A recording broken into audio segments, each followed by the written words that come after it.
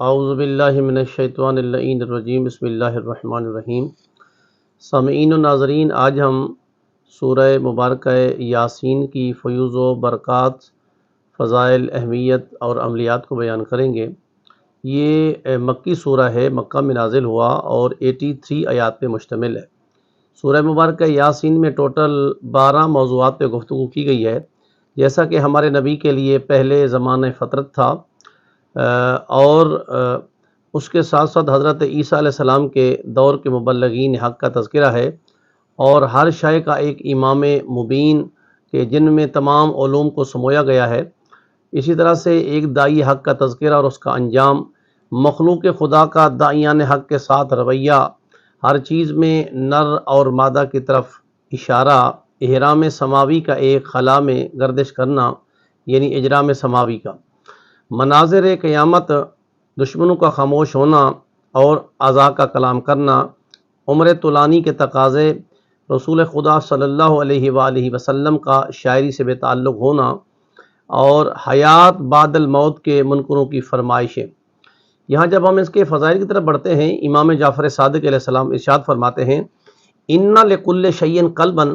ہر چیز کے لیے ایک دل ہوتا ہے، وَقَلْبُ الْقُرْآنِ یاسین، اور قرآن کریم کا جو دل ہے وہ سورہ مبارکہ یاسین ہے۔ آگے فرماتے وَمَنْ قَرَأَ یاسین فی نہارہ قبل ان یمسی کان فی نہارہ من محفوظین والمرزوقین حتی یمسی۔ پھر فرماتے ہیں کہ اگر کوئی انسان سورہ یاسین کو دن میں یعنی دن کے وقت اس کی تلاوت کرتا ہے اور وہ شام تک یعنی رات ہونے سے پہلے تک اس کی فیوز و برکات کی وجہ سے محفوظ رکھتا ہے، محمون رہتا ہے اور مرزوقین رہتا ہے، اللہ اس کے رزق میں برکت عطا فرما دیتا ہے۔ اور پھر فرمایا من قرأ لیلا، اور اگر کوئی رات کو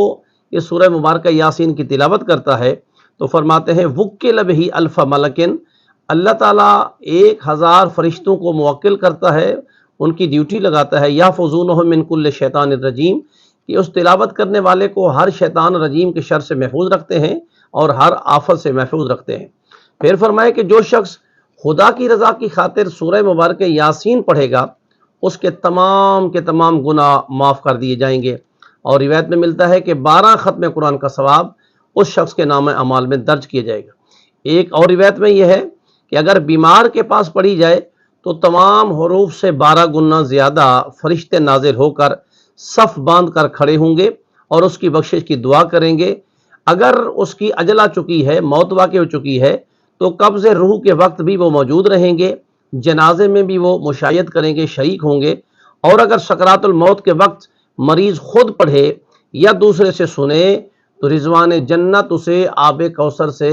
سیراب کریں گے، یہ جو جنت کی جو پاک و طیب شراب ہے اس سے انہیں سیراب کریں گے۔ ایک اور روایت میں ملتا ہے کہ سورہ یاسین دنیا اور آخرت کی تمام بھلائیوں کا راز اس میں چھپا ہوا ہے، پڑھنے والا ہر شر سے محفوظ ہو جائے گا، 20 حجوں کا ثواب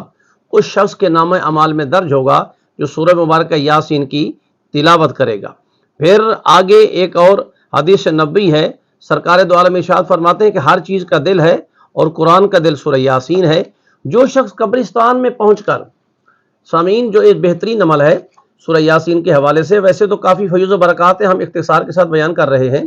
کہ اگر جو شخص قبرستان میں پہنچ کر سورہ مبارکہ یاسین کی ایک دفعہ تلاوت کر لے تو پروردگار عالم دن بھر کے لیے ان تمام قبور سے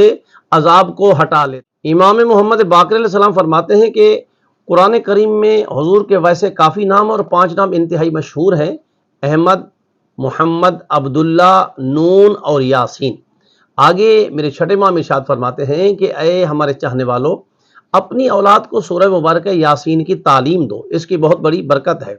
اور جب ہم عملیات کی طرف بڑھتے ہیں، بس اختصار کر رہے ہیں کہ اگر نماز فجر کے بعد سورہ یاسین پڑھ کر انتہائی مجرب عمل ہے کہ اگر کوئی بندہ سورہ فجر کے بعد سورہ یاسین کو پڑھ کر خاتون جنت، دختر پیغمبر، زوجہ علی، ام الحسنین، طیبہ، طاہرہ، رضیہ، زکیہ، مرضیہ، محدثہ، حورہ انسیہ، حضرت بی بی فاطمہ الزہرا سلام اللہ علیہا کی بارگاہ میں اور 9ویں امام محمد تقی علیہ السلام کی بارگاہ میں ہدیہ کرے اور پھر اپنے کام، اپنی حاجت کو پیش کرے، تو معصوم فرماتے ہیں کہ حتمی صورت میں ان کی وہ حاجت پوری ہو جائے گی، اور وہ جو دل میں ارادہ رکھتا ہے، یہ زبان پہ کہہ رہا ہے، تو پروردگار عالم ان حاجات کو پورا فرما دیتا ہے۔ پھر آخر میں دو جملے اور ایڈ کر رہے ہیں، جو شخص گلاب و زعفران سے لکھ کر سورہ یاسین کو 7 مرتبہ متواتر پیے، تو اگر اس کا حافظہ قوی نہیں ہے، یعنی حافظے کے اعتبار سے کمزور ہے، تو حافظہ قوی ہو جائے گا، لکھ کر اپنے پاس رکھے، حسد، نظر بد، جن و انس کی تمام اذیتوں سے محفوظ ہو جائے گا۔